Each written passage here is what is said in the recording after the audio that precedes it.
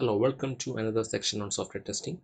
In this section, we are going to discuss about how to testing a button functionality. So go for this session.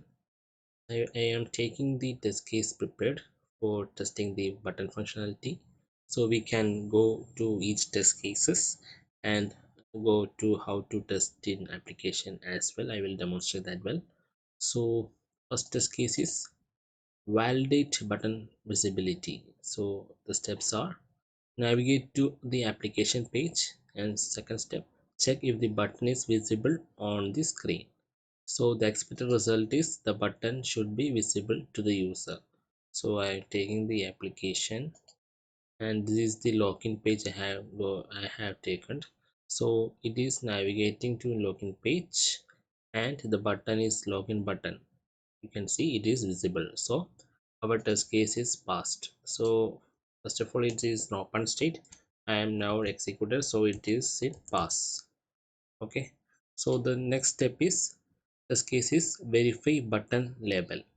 Locate the button, and the second step, check the text label on the button.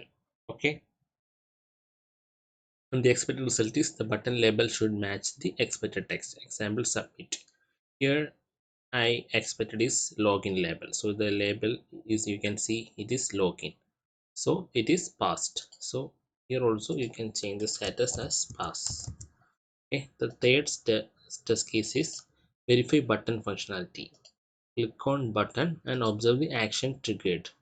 Example, suppose you are testing form submission, then it will submit the form. Or in our case it's a login, so we can check, enter the valid credential. Okay, and username is sand testing and password pass 123. So click on login. So it is navigating to dashboard. Successfully login, the functionality is working, so we can say it is pass. Okay, then the fourth test case is verify button enable state, and check the button state, verify if the button is enabled by default.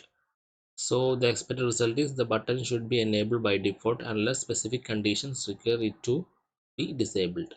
So in our case, you can see the button is, we'll take the login page. So you can see by default the button is enabled. The thumb pointers you can see, so it is enabled mode. So it is passed. And suppose in your requirement, once you enter incorrect username password, click on login, the next step, the button should be in disable mode. So in that case you need to verify if the button is going to disable mode once you enter incorrect credential and submit. So in our case it is passed. By default it is enabled button. So validate hover effect. In hover the button and observe any visual changes. The button should exhibit the specified hover effect. In some application, a button having over its shade may be highlighted, or the color of the button changed to some other color. Based on your requirement, you can check, verify this. So in my case, in this application, you can see no effect on hovering. Okay, only you can see a thumb pointer is there. So you can verify if the thumb pointer is there. So hovering is working as per my requirement. It is okay. So I can say this pass. Based on your requirement, you can perform this action. Okay, check the button accessibility. So the user's screen reader, and use a screen reader. And step 2, verify that the button is announced properly with its label. Expected result is the screen reader should correctly announce the button label and purpose. So in our case it is visible and accessible. Okay, so I can say it is passed. Okay, then the seventh test case is validate the responsiveness. It's one of the main test case we need to execute in our manual test case execution, and that is open the application on different devices. Example, mobile, tablet. Okay, different screen size. Okay, so verify the button alignment and size. The button should adjust properly to fit the screen size without overlapping. So the priority is medium, and we can check that one. Some case the button may be is not visible in some other resolution, so for that I'm checking how it is. I will demonstrate. Click on right click any of the screen space and click on inspect. So the dev tool window will be open. You can see here a toggle device toolbar. It is for changing resolution. So once you click on and minimize this, you can see the resolution is changed. So you can change the resolution from here. You can see different screen size of different devices like mobile. Okay, so I choosing this one and checking the resolution, so it changed to this resolution. You can see the button is not completely visible, right, in this resolution. So you can see it is not, it is adjusting actually, but can maybe the user is maybe tell that it's not completely visible, it's not adjusting. Okay, so we can ask to developer to fix this issue, make the button or properly aligned to fit into the different resolutions. Okay, you can rotate and check. Now it's visible on landscape mode. Okay, so different resolution you can check from here. Okay, so right now I am just switching. You can check each and every device what you require to test based on requirement. You can check that as well. And here a case it is failed, so I change to status is fail. Okay, and you may also may highlight the fail case, so where they can understand easily for fail cases. And the eighth step is test test for duplicate action.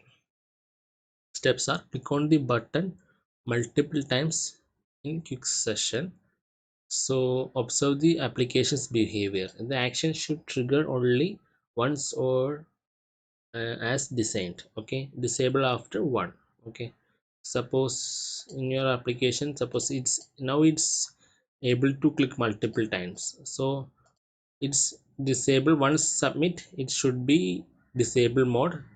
Second time will not submit, the submission will not work, so that need to implement. So here it is not implemented. Every click it is working before the response of first one, so we can say it's failed. Okay, so I am failed this test case.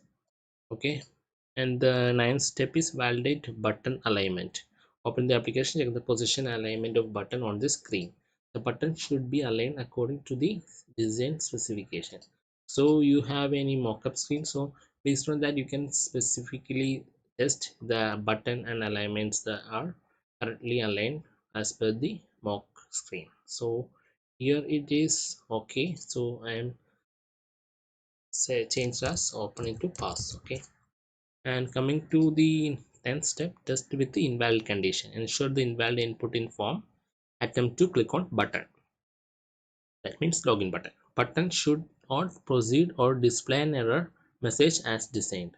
So in my case, if I enter any incorrect username and password, click on, so it will getting a validation. Please try registration. So it is fine. In my case, it is getting a validation. So you need to check invalid case validation is showing or not, so it is passed. And the 11th test case, verify enter keyboard working. So you can see in keyboard enter button, so it will should work. When you click on enter button, it should submit the form. So enter the valid credential and click on enter key on keyboard. User should navigate to dashboard. Okay, so I will demo. Click on you type, choose a type and enter the username, valid username and password. Pass 123. Without clicking on login, click on enter on keyboard. So yes, it is navigating to dashboard, so it is passed. So it is passed. Okay, so I am executed all the test case of login button, that means button functionality. So hope you enjoyed this section. Thank you for watching. We can see in another section. Till then, bye. Thank you.